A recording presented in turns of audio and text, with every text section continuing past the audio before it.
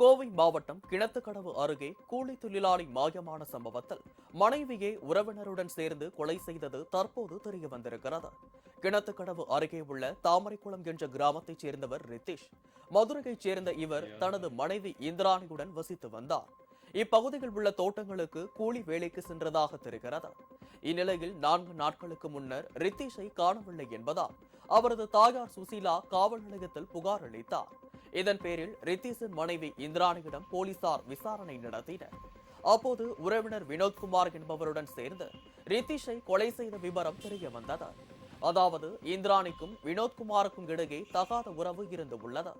இதனை ரித்தீஷ் கண்டித்ததால் கடந்த 26ஆம் தேதி அவரை கொலை செய்து சடலத்தை ஆம்புலன்ஸ் வேனில் எடுத்து சென்று கரூர் அருகே ரயில் தண்டவாளத்தில் வீசியுள்ளனர்.